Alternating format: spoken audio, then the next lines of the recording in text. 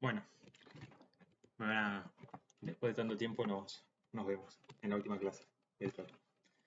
Eh, yo ya empecé a grabar. La idea es contarle más o menos de algunas cuestiones formales que yo sí, generalmente las hablo al principio del espacio curricular, pero como no hubo presencia de las clases, se las voy a explicar ahora.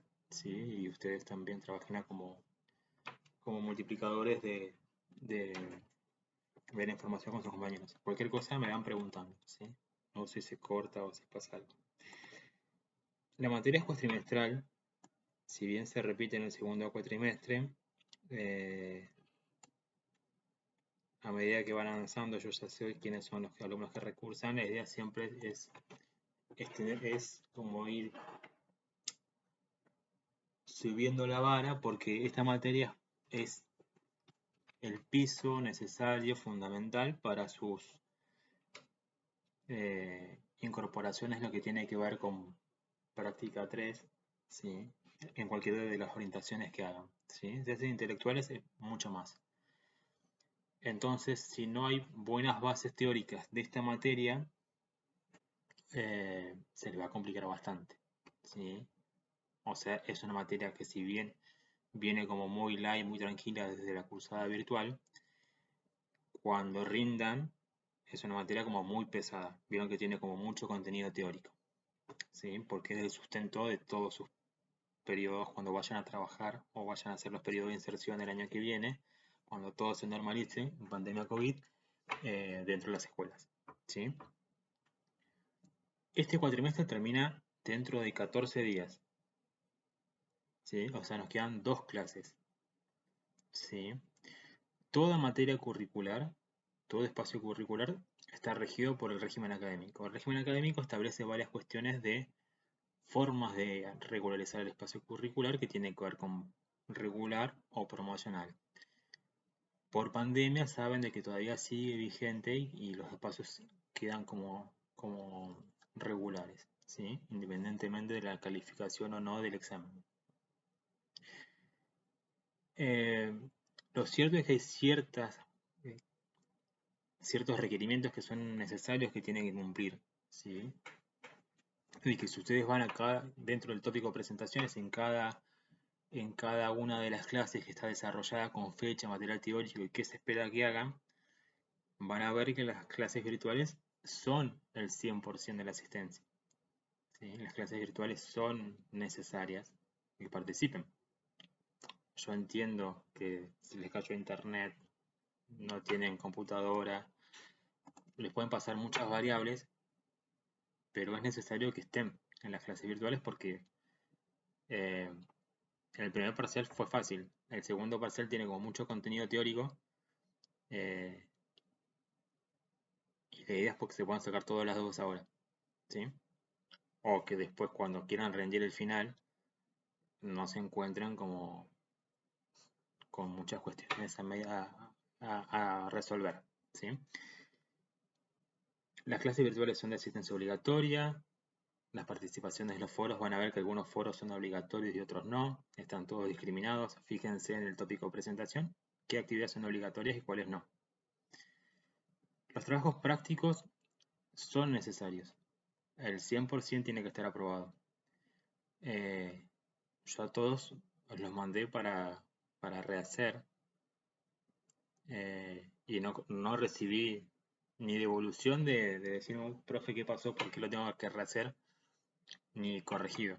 Si bien había muchos comentarios de cuestiones puntuales a resolver, sí me llamó poderosamente la atención de que si yo cierro notas hoy, por más que tengan el parcial aprobado, quedarían libres por no presentar los prácticos. ¿Se entiende? O sea, es algo como que, que es necesario que pongan a la balanza porque me parece como muy pavo desaprobar un espacio curricular por esto, por un práctico, que se dio mucho tiempo para corregir.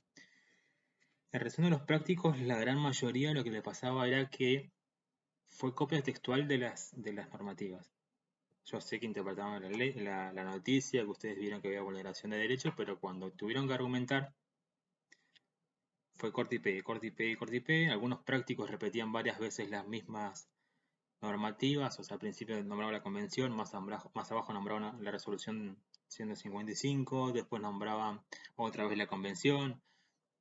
El escrito tiene que tener una lógica y tiene que ser comprensible para una persona que no sabe nada de la materia, poder interpretar qué quieren decir. ¿Sí? Yo sé a qué hacen referencia, pero el resto tiene que poder interpretar. Eso tiene que ver con los escritos. Em, todos tienen aclaraciones, hay muchas que la gran mayoría sí tienen con propiedad, hay normas APA, las computadoras algunas tienen como las formas de citar, si trabajan en Word, tienen la forma de recitar las referencias bibliográficas, entonces es mucho más fácil. Pueden buscar en internet, es un ejercicio como para que vayan aprendiendo. Si bien yo no soy como muy exigente de que si pasa 3 líneas tienen que hacerlo en cursiva, sí, acostúmbrese a citar de qué fuente. ¿Sí? Yo ya conozco su forma de redactar, viene redactando de una manera y de repente aparece otra totalmente diferente. Sé que deja de ser producción de ustedes y pasa a ser una copia textual. Cuando hablamos de normativas, yo recién le decía a Luciana, las resoluciones, por ejemplo, hay diferentes niveles. Si bien nosotros siempre hablamos de resoluciones, si hablamos del Consejo Federal de Educación, su resolución CFE, que tienen alcance nacional, pero también tenemos las resoluciones provinciales, ¿sí? La resolución, no se me viene ninguna, 316, por ejemplo, que tiene que ver con el PPI, que es lo que vamos a ver ahora, que es del Consejo Provincial de Educación, entonces resolución CPE 316. ¿Sí? Entonces es importante como para que se vayan haciendo también apartes técnicas que después las van a tener que seguir desarrollando. ¿Sí? Es algo que esto después en todos los espacios lo van a tener que seguir trabajando. Conmigo después se vuelven a encontrar en cuarto. Entonces la idea es que tengan como un pantallazo segundo y en cuarto cuando llegan conmigo, en cualquiera de las dos orientaciones, hayamos como eh, evolucionado en relación a los escritos, a la forma de redactar y demás. Consultas, Sheila, de lo anterior.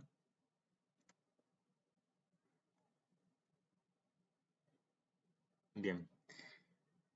¿Qué quedan? Quedan dos clases. ¿Sí? Y ahora yo le voy a decir bien que les puse en las dos clases, porque ya no me acuerdo. Sí.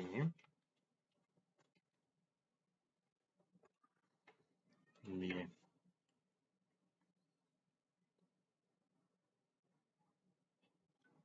Bien. Sí, hay muchas que lo mandaron, pero como yo no sabía.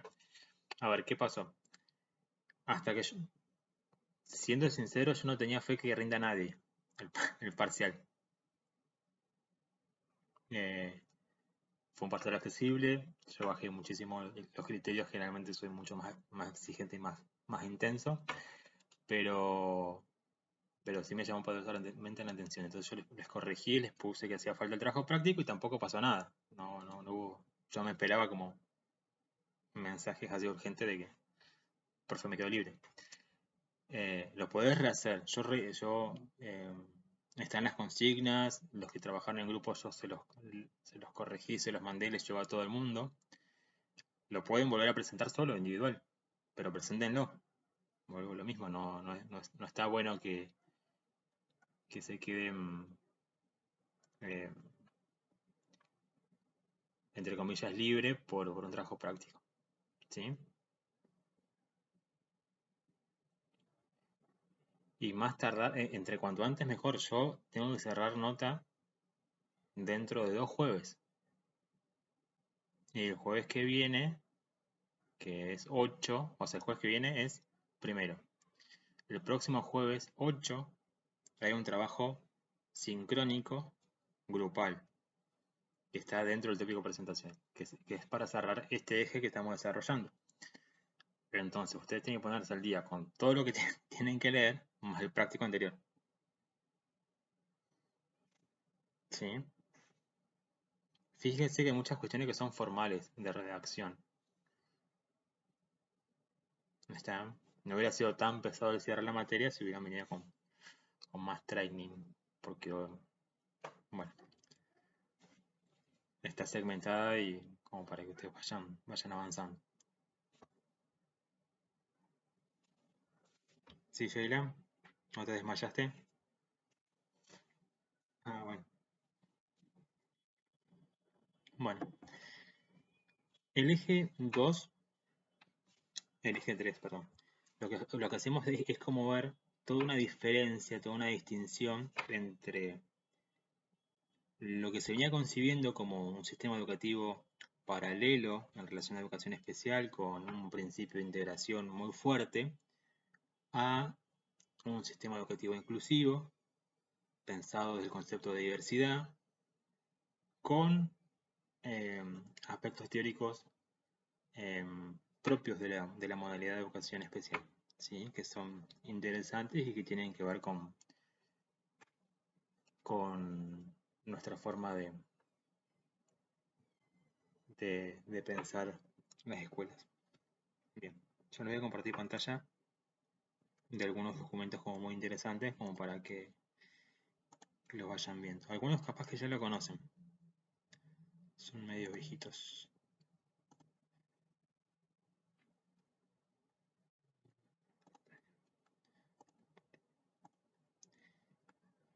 Bien, avísenme si se ve. Perfecto. Si ustedes cualquier cosa me preguntan, ¿sí? Me van interrumpiendo. Yo soy de hablar mucho y como ya estoy medio viejo, algunas cosas ya las paso por alto. Bien, nosotros tenemos como todo el recorrido histórico, venimos haciendo con diferentes normativas que tenían que ver a nivel nacional y algunas normativas a nivel provincial.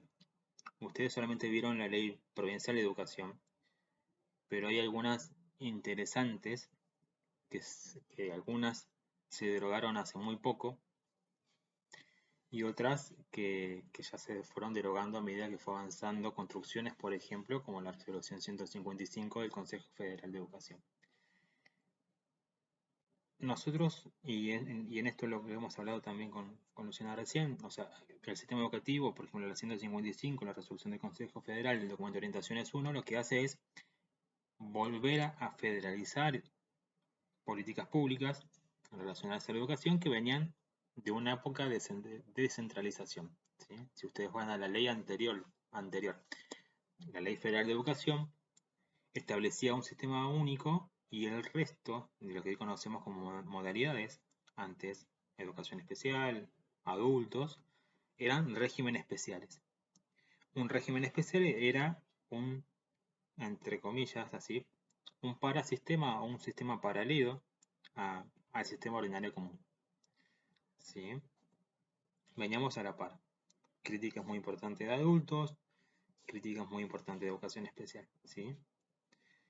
Surge la Ley Nacional de Educación y empieza toda una reconversión del sistema educativo.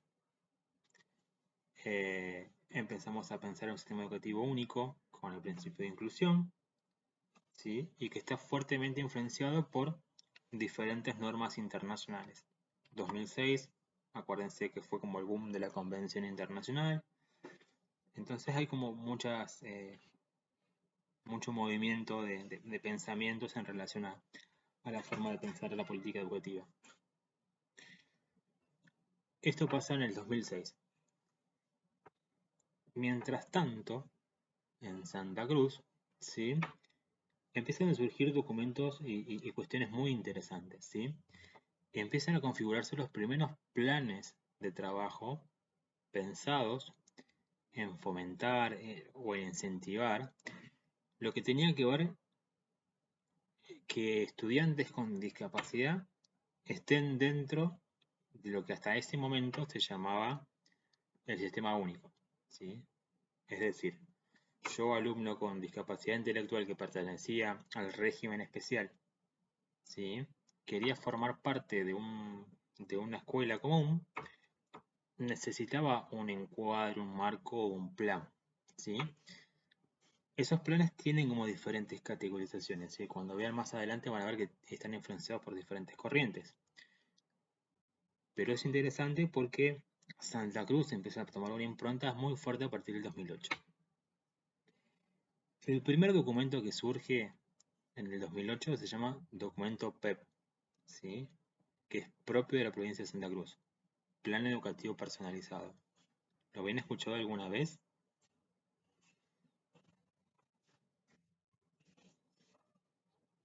Bien. El PEP, ¿sí?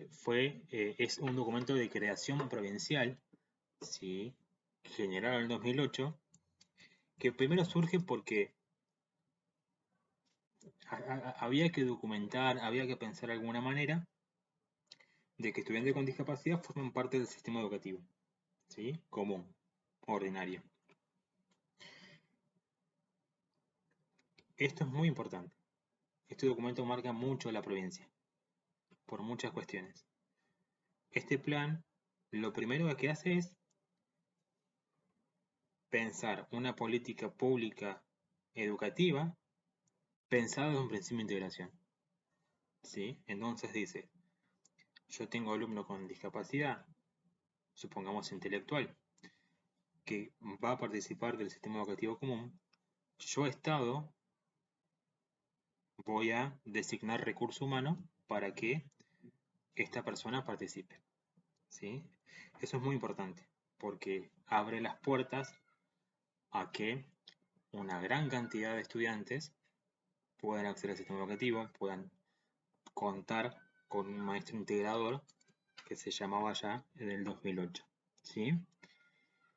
Si nosotros hacemos un paralelo con otras provincias, Buenos Aires, por ejemplo, los maestros integradores generalmente son contratados o eran contratados por obra social o por prestadores, ¿sí?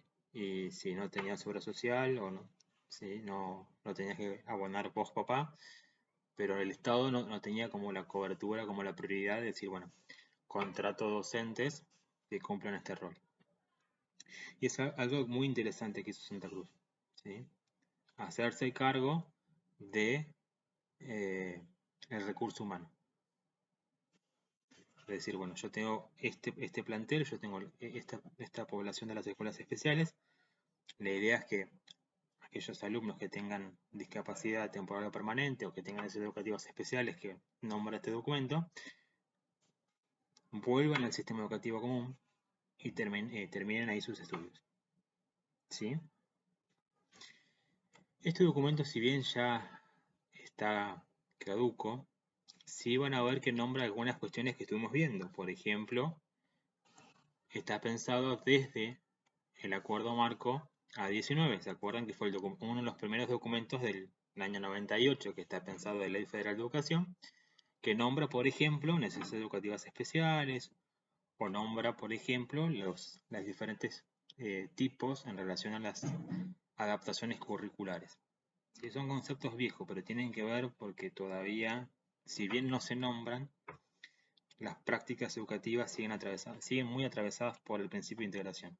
¿Sí? Por eso es necesario que ustedes puedan como discriminar, si bien ya no existe este documento, que entiendan por qué por hoy, si van a ver una planificación o conversan con algún docente, van a ver que hay prácticas muy arraigadas en este documento.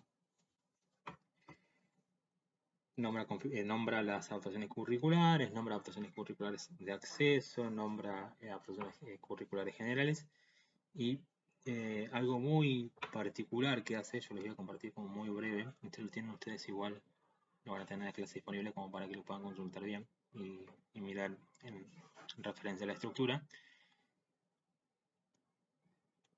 Algo muy interesante es cómo presentaba eh, este documento al estudiante con discapacidad, ¿sí?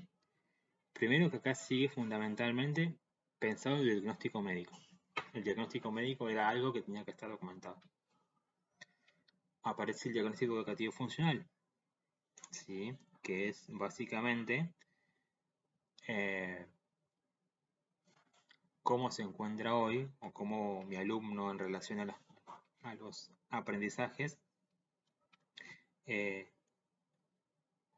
está, ¿sí? O sea, que sabe sobre matemáticas, sobre lengua, sobre... ¿sí? Es poder contrastar esto que nosotros hablamos mucho de integración. ¿Se acuerda que era el estudiante que se adaptaba al diseño curricular? Bueno, acá pasa cuando yo con un diagnóstico educativo funcional me pasa fuertemente esto. Yo tengo que comparar mi alumno en relación a cómo funciona en relación al diseño curricular, o sea, cuánto sabe y cuánto no sabe. ¿Sí? Bien. Estilo de aprendizajes y barrera frente al mismo es algo que se sostiene y que fue como muy de impronta hoy por hoy. Pero lo que hace fuertemente acá, este documento pensado en desde el 2008, es bueno eso, permitir una mayor cantidad de estudiantes con discapacidad dentro del sistema, eh, tomar como política pública la inclusión o la integración escolar, como estaba pensado acá. Pero bueno, había como cuestiones de trasfondo porque posiciona al estudiante como centro en contrastándolo, comparándolo con el diseño curricular. ¿Sí?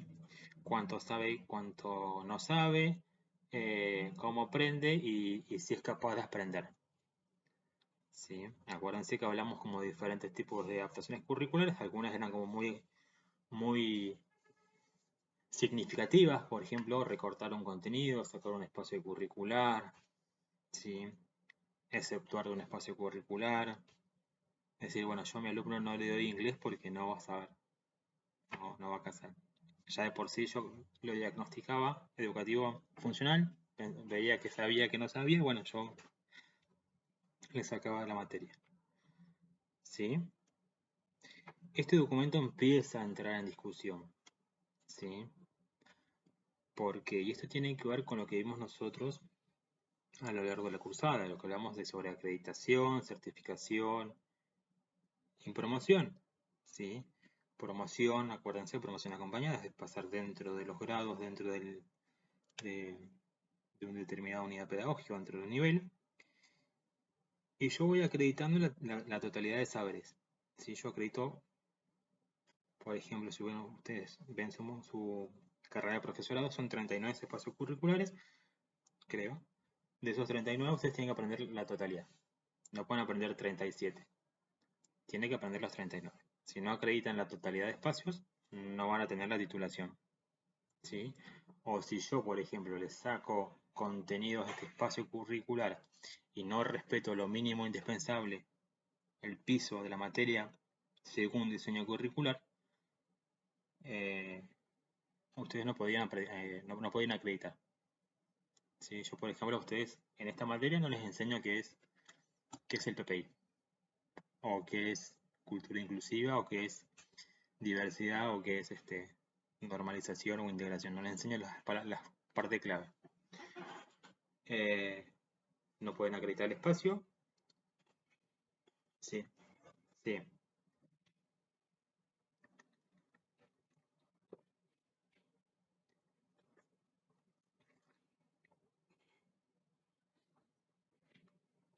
Bien. Dos cuestiones muy importantes. Acuérdense que este plan ya no existe más. Se dejó de usar desde oficialmente desde el principio de año. Eh, pero sí, tuvo como consecuencia de que este documento se utilizó para todo el mundo. Inclusive para alumnos que no tenían discapacidad, también se utilizó este documento. Que fue la parte negativa. Es una consecuencia que tienen los documentos muchas veces cuando se institucionalizan, porque se tiende a generalizar. El documento, y esto es lo que quería llegar. Vos ponele que vos tenés dificultades en el aprendizaje, llegás a séptimo, por X causa la escuela no pudo garantizar los contenidos, entonces yo te creo un PEP, registro cuáles son los contenidos básicos y con eso yo te puedo hacer promocionar de grado. Acuérdense que la promoción acompañada surge en el 2012, esto en el 2008. ¿Se entiende?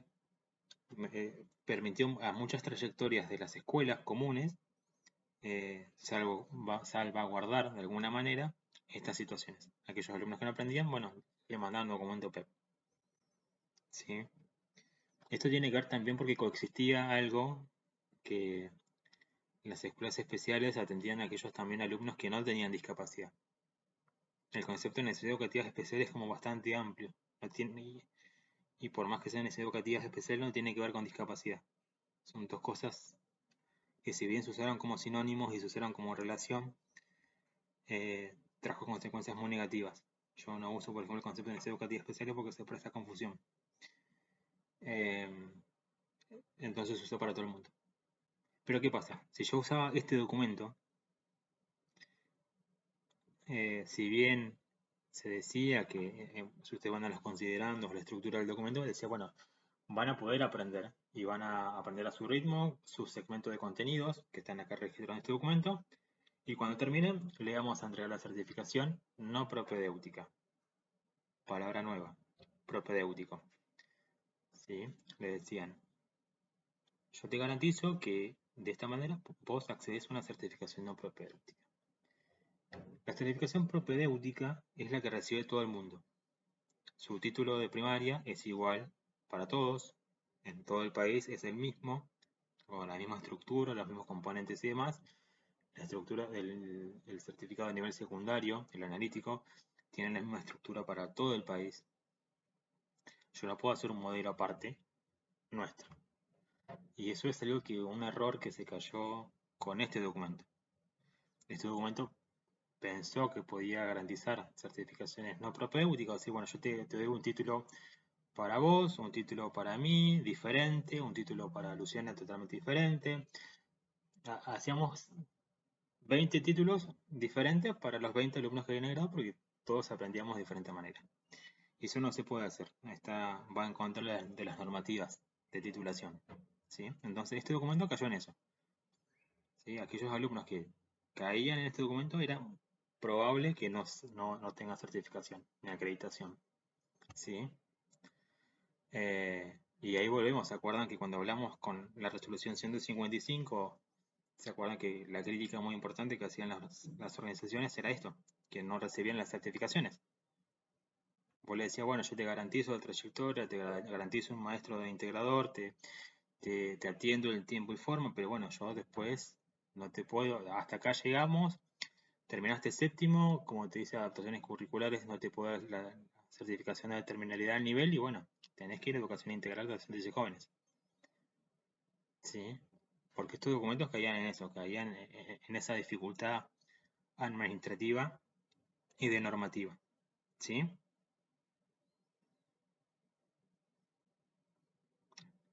¿Me siguen? Bien, perfecto. 2008. Surge la convención. Argentina en el 2008 empieza a ser Estado aparte. Empiezan a entrar en discusión muchos conceptos. Hay varios que nosotros vimos y que tienen que ver, por ejemplo, con visión universal y ajustes razonables. Son dos palabras que empiezan a pegar fuerte la parte de la convención. Sumado obviamente al artículo 24 del sistema educativo inclusivo. Empiezan a traccionar sobre esto a nivel nacional. Se empieza a trabajar sobre la 155, se la empieza a criticar. Y esto implica un trabajo bastante desgastante. ¿Sí? Por suerte me tocó participar en la conformación de la 311 y puedo dar fe de que fue un trabajo intenso de años.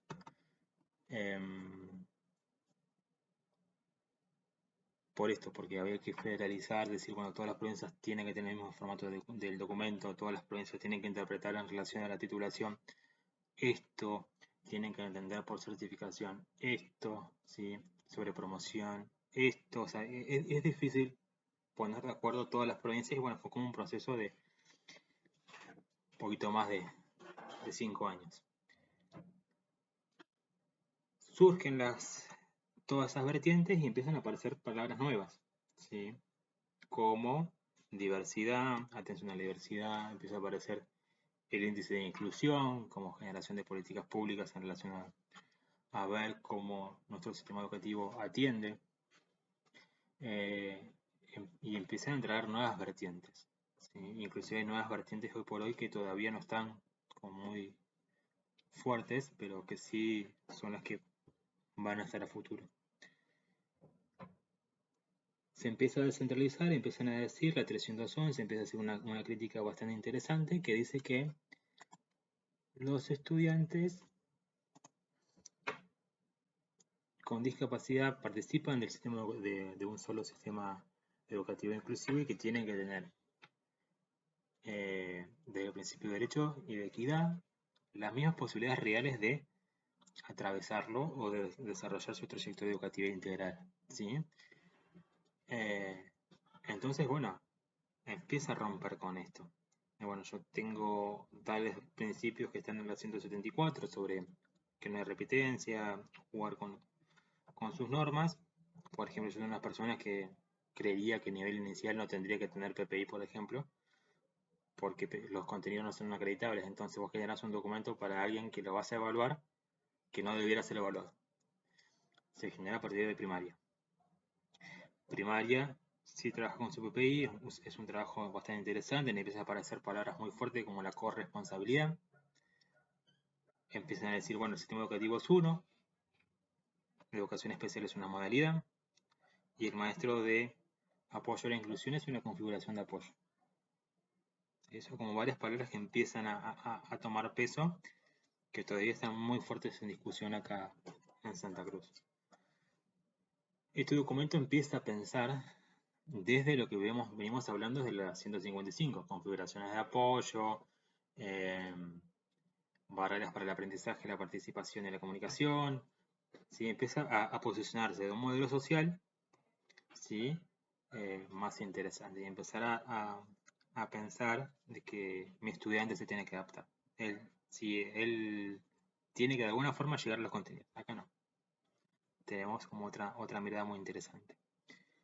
Sumado a esto muy rico, la provincia de Santa Cruz tiene un diseño curricular de nivel primario muy interesante, de estructura espiralada, que nos permite ver mucho más fácil de manera visual cómo es la correlación y la concreción de contenidos ascendentes.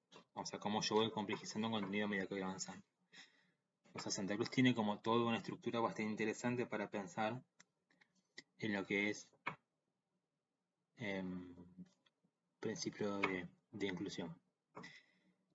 Surge esta resolución, ya la hemos trabajado bastante, ya vieron que era certificación, ya vieron que eran acreditaciones, ya vieron que era titulación. ¿Alguna consulta en relación a 311?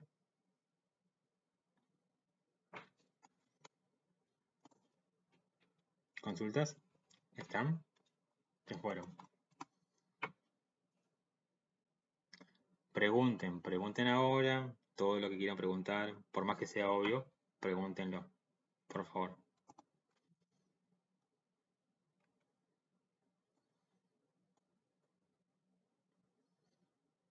Bueno, ya a partir de este año, resolución Consejo Federal 311/16, recién en el 2021, ¿sí?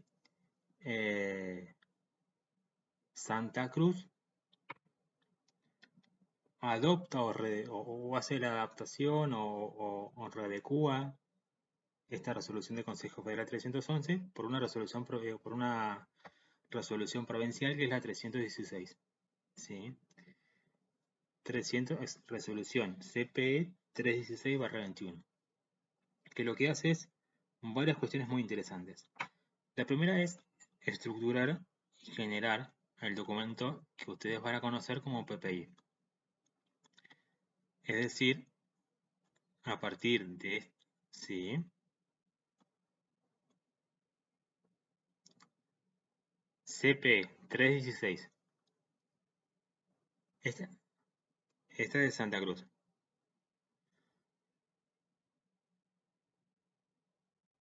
Claro, del Consejo Federal de Educación. ¿Sabe más o menos qué es el Consejo Federal de Educación o no? Bien, yo les cuento. El Consejo Federal de Educación funciona en Buenos Aires. Es un órgano que está creado por representantes del Ministerio de Educación y Turismo, ¿sí? El ministro Trota, está Persec, que son los secretarios privados del Ministerio de Educación de la Nación, y cada tanto sesionan. ¿Sí? Esta sesión se realiza con todos los representantes, los máximos representantes de cada jurisdicción. Por ejemplo, nosotros en la provincia de Santa Cruz, nuestra máxima autoridad del Consejo Provincial de Educación es Velázquez. O en su defecto, si no va Velázquez, va el segundo, que es Ismael Enrique. Se hace una sesión en Buenos Aires, o en diferentes lugares del país, generalmente es en Buenos Aires por una cuestión, bueno, últimamente estos años se hicieron, desde la pandemia se hicieron virtual, pero se hacen las sesiones y se tratan diferentes aspectos que tienen que ver con políticas educativas federales. ¿Sí? Por ejemplo, cuando se trabajó la resolución 311, se presenta la resolución, se lee artículo por artículo, se modifica si es necesario modificar en base a un acuerdo y se aprueba. Es decir, todas las provincias del país votaron a favor de la resolución del Consejo Federal 311. Al votar a favor, ¿sí? En estas sesiones del Consejo Federal, cada jurisdicción está obligada a incorporar la normativa o el ajuste, o por ejemplo hay resoluciones que tienen que ver con declaraciones de interés, con incorporaciones sobre los calendarios escolares o sobre creaciones, por ejemplo, de los núcleos de aprendizaje prioritarios sobre programación y robótica. Hay diferentes resoluciones que tienen que ver con acuerdos federales y que tienen que ver con políticas educativas. Se votan a favor o en contra, ¿sí? Pero siempre se sesiona, o sea, todo lo que sale del Consejo Federal es trabajado y acordado por todos los ministros, ¿sí? Es decir, mañana sale la resolución 350 que dice, por ejemplo, que, no sé, alguna barbaridad, que todos están obligados a usar el arroba en las escrituras como lenguaje inclusivo. La ministra, la presidenta del Consejo Provincial de Educación no puede desconocer esta norma, ¿sí? Porque ella formó parte, estuvo en la sesión y le llegó el informe. ¿Se entiende?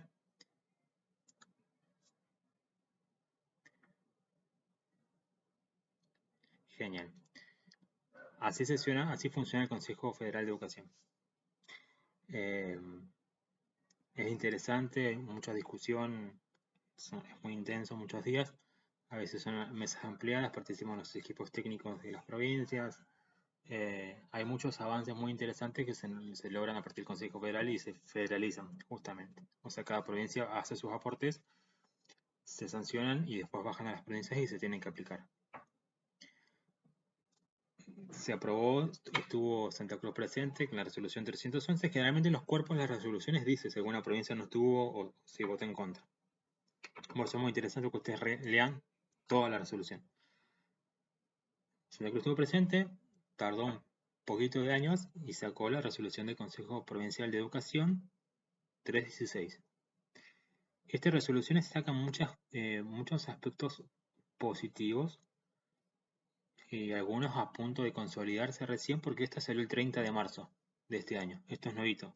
¿Sí? Yo no se lo incorporé en el plan, pero es algo como muy interesante que seguramente o en práctica 2 o ya el año que viene, cuando esté ya más trabajado, seguramente se va a incorporar dentro de las propuestas. Lo que hace es, por ejemplo, derogar, porque todavía seguía vigente, porque no había nada escrito formal, el acuerdo 1146, el que vimos al principio, ¿se acuerdan? El documento PEP. Recién este año dejó de estar sin efecto, es decir, bueno, algo escrito que diga, esto no va más. ¿Sí? No hablamos más de configuración, no hablamos más de adaptaciones curriculares, no hablamos más de régimen especial, no hablamos más de necesidades educativas especiales, no hablamos más de PEP. ¿Sí? Ahora, a partir de el 30 de marzo, se habla solamente de PPI. Tenemos una resolución del Consejo Provincial que nos obliga a nosotros a hablar de PPI. Se crea una coordinación de inclusión, que depende de la Dirección General de Educación Especial. ¿Sí? esta coordinación de inclusión lo que hace es un trabajo de articulación, o tendría que realizar, o sea, está dentro de sus misiones de creación, una comisión que trabaja junto con los diferentes actores de los niveles y las restantes modalidades, tanto para la generación de acuerdos, para la socialización, por ejemplo, de esta resolución, para trabajo de campo. O sea, bueno, hay una escuela que necesita asesoramiento en relación a algo que vamos a ver más adelante, que se llama Diseño Universal del Aprendizaje. Bueno, tenemos una comisión que se puede encargar y formar a estos estudiantes. Y la tercera más importante es que presenta un formato de PPI. ¿Sí? Este es el formato válido, único para la provincia. O sea, ¿se acuerdan que la 311 sugería un formato? Pero no, cada escuela le hacía a libre interpretación. Si bien habían acuerdos, cada escuela le hacía a libre interpretación. Hoy por hoy, con este documento, todos tienen que respetar tal cual. Repito, lo paso y ustedes me consultan. Nombre, apellido, DNI, fecha de nacimiento, ¿sí? Deja de estar como parte fundamental. ¿Se acuerdan del PEP que hablaba de diagnóstico médico? Acá deja de estar como dato del estudiante. Dejamos de hacer foco en su parte clínica. Equipos profesionales responsables del proceso educativo, ¿sí? Referente del adulto, como adulto responsable o tutor del estudiante, y empiezan a aparecer como primer aspecto las potencialidades del estudiante. O sea, qué puede hacer, cuáles son sus potencialidades, sus capacidades, o qué destacamos a nivel actitudinal, comunicacional y social. Y recién, ¿sí?, empiezan a aparecer las barreras. ¿Sí? ¿Qué apoyos o qué barreras detectadas en relación a lo físico, lo didáctico, comunicacional, social, actitudinal encuentro y hago mi estrategia, mi configuración de apoyo? Vuelvo a lo mismo. El maestro de apoyo y la inclusión es una configuración de apoyo, ¿sí? No es la única, porque generalmente uno piensa que cuando hablamos de educación especial hablamos de un estudiante que tiene situación de discapacidad o discapacidad y que necesita el acompañamiento de educación especial. Inmediatamente asociamos con un maestro de educación especial. Hay más configuraciones de apoyo, hay diferentes formas de trabajar, puede ser una asesoría técnica, o sea, yo asesoro, voy algunos días, trabajo con el docente y el docente es quien está solo frente al aula, ¿sí? No hace falta que la única configuración existente sea que esté un maestro de educación especial adentro del aula. Propuestas curriculares que tienen que ver con básicamente lo que va a desarrollar. Sí,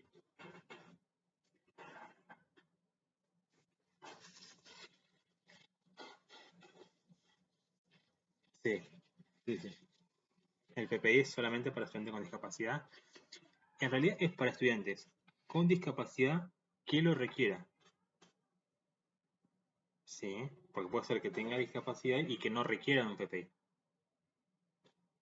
¿Sí? No es necesario de que por sí, o sea, yo lo tenga que hacer, o sea, tiene discapacidad intelectual, sí o sí lo tengo que hacer PPI. Quizás funciona muy bien porque la escuela tiene una dinámica súper bárbara, la maestra es una genia y planifica pensado desde la diversidad, y nada más le falta PPI, es un golazo. Pero ahora si yo tengo barreras físicas, barreras a la participación o barreras didácticas en relación a la forma de enseñar a la docente y tengo que trabajar sobre esto, y sí, bueno, vamos a ver que es un PPI que está pensado en relación a la propuesta curricular, no a mi alumno. ¿Sí? Es un cambio interesante de postura. Otra cuestión muy interesante, si ustedes se acuerdan, el PEP, si lo comparan con el primer documento, iban a ver que estaba la propuesta curricular de la escuela y se hacía una columna de la adaptación curricular que iba a ver mi alumno. O sea, comparábamos todo el tiempo. Acá no. Acá mi alumno o el estudiante con discapacidad se le elabora una propuesta curricular, ¿sí?, específica, particular para él, y es lo que se va a evaluar. su propuesta curricular. ¿Sí? O sea, se empieza a diversificar la propuesta. No pensamos en una propuesta única con adaptaciones curriculares, sino pensamos en una propuesta acorde, significativa e integral que potencie las capacidades de mi estudiante. Y la capacidad de saberes y competencias, estas acuérdenselas porque estas son transversales a la nueva política educativa. Resolución de problemas, pensamiento crítico, aprender a aprender, trabajo con otros, comunicación, compromiso y responsabilidad son las pensadas como competencias o capacidades 2030 se llaman. ¿Sí? Las reuniones, participación y acompañamiento que se vaya a hacer entre los adultos, cronogramas de evaluación y demás. ¿Sí? Y las capacidades que se van a incorporar al analítico. ¿Sí? En relación a las mismas que están pensadas del 2030 y cuáles son los saberes y capacidades adquiridas que se van a desarrollar. La escala alcanzó según PPI, en proceso alcanzó según PPI. Y el modelo de informe de desarrollo de capacidad de saber específico adquirido que se va a entregar. ¿Sí? Esto es interesante. Esto recién salió el 30 de marzo. Todavía faltan muchas cuestiones que tienen que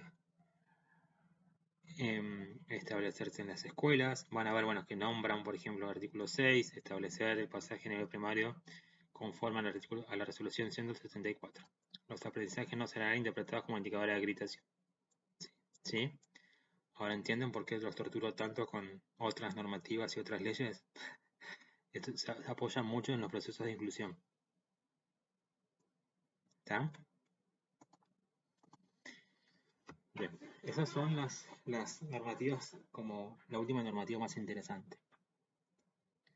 Pasamos de un modelo de integración a una perspectiva de inclusión educativa. Si bien hay muchas cuestiones para trabajar muy interesantes, muchas resistencias, ustedes cuando vayan, tengan su experiencia y su acercamiento a las escuelas van a ver que hay muchas prácticas todavía muy ligadas a lo que tiene que ver con integración. Por más que nosotros esté el PPI, hablemos desde la convención y demás, van a ver que hay prácticas muy instauradas. Por ejemplo, yo maestro, sentarme con el alumno con discapacidad y trabajar los dos solos en el banco atrás del todo, y es una práctica pensada de la integración, más allá que discursivamente diga que soy pro inclusión. ¿Sí? Tiene que ver con todo el juego. Y ustedes van a conocer una nueva palabra que tienen que se llama diseño universal del aprendizaje. El diseño universal del aprendizaje lo que hace es ir todavía un escalón más allá. ¿Sí? Nosotros pensamos planes que son pensados específicamente para personas con discapacidad. El diseño universal del aprendizaje está pensado desde el principio de diversificar las propuestas, desde las inteligencias múltiples de Garner y desde las tantas formas diferentes y tantas particularidades de aprender que hay de cada estudiante. ¿Sí? ¿Se acuerdan que era diseño universal? Según la convención. ¿Quién se acuerda que era diseño universal?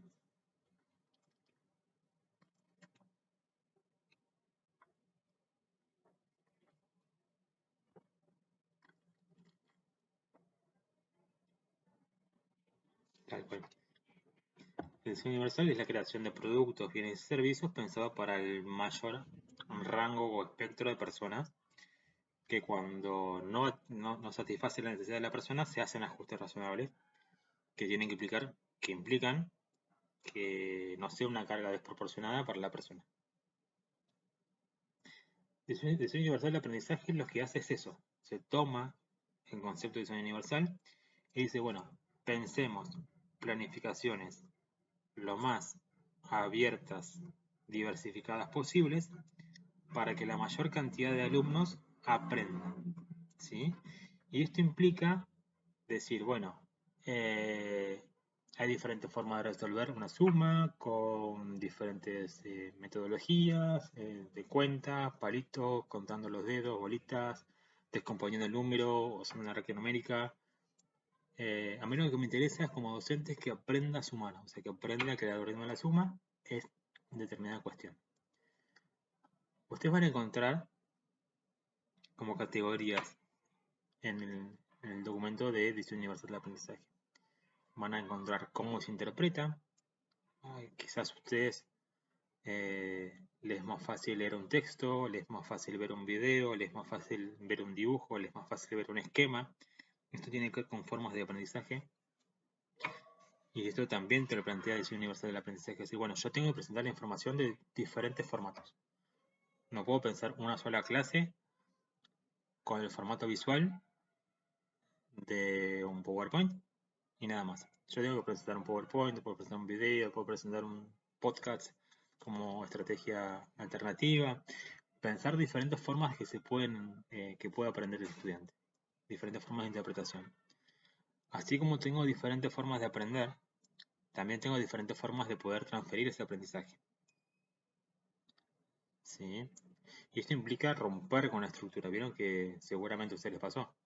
Que si no respondían lo que el docente les pedía o no resolvían, quizás eran muy buenas en matemáticas y hacer una cuenta mentalmente y no, te decían no, poner resultados. Hacer la operación ahí abajo de lo que hiciste porque no sé si te copiaste. ¿Sí? O sea, la escuela tiene esta tradición de una sola forma de enseñar. Si tienen hermanos, hijos, sobrinos, primos y que están viendo de la división, van a ver que la escuela tiene una forma de enseñar la división. Hay pocas escuelas que enseñan todas las formas de aprender a dividir. Es necesario empezar a romper con esto, ¿sí? Con diferentes formatos de aprendizaje. El trabajo práctico número 3 tiene que ver con esto. El fuerte es pensar diseño universal del aprendizaje. Usted tiene que leer todo el material y el que más se tienen que enfocar para la última semana es el diseño universal del aprendizaje. Es poder decir, bueno, estas son las formas de enseñar, estas son las formas de aprender. A mí me interesa este que tiene que ver con la presentación multimedial, ¿sí? Pero tratar de empezar a descomponer, ¿sí?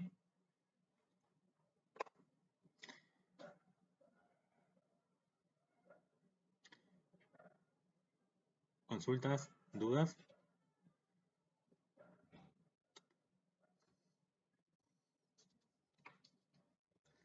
El trabajo práctico va a ser a las 6:30, el 8 no, perdón, sí, el 8 de julio a las 6:30, yo les voy a habilitar un documento con las preguntas a desarrollar. Y a este ritmo van a ser grupo de 2 con Sheila, así que pónganse de acuerdo.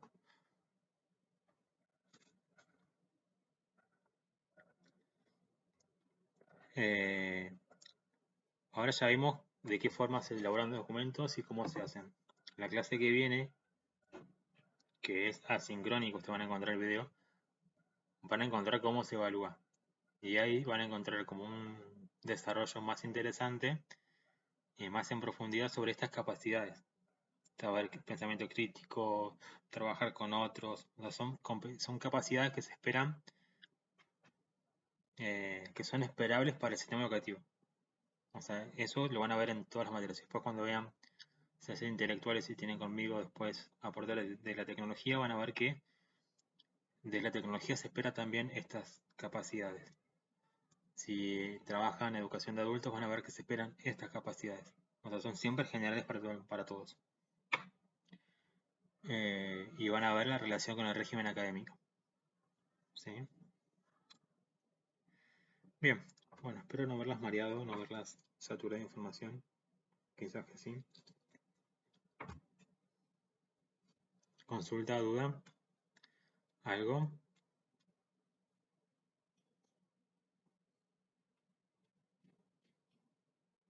Sí. No lo pueden entregar después porque ese mismo día cierran las notas. Así de. No es que acuérdense que el cuatrimestre cierra la semana que viene. O sea, en 14 días cierra el cuatrimestre. Y arrancan las mesas de examen. No sé si. Va a ser realizable en 2 horas. O sea, tampoco le pediré algo que no lleguen. Ya está científicamente comprobado que se puede. No, no. Lo pueden hacer, al ser online lo pueden hacer con el material, tampoco que es algo que no lo pueden sacar material. Pero sí, si no lo leyeron, se le va a complicar. Lo tienen que leer. Eso. Bueno, por favor, hagan los trabajos prácticos para más tardar la semana que viene.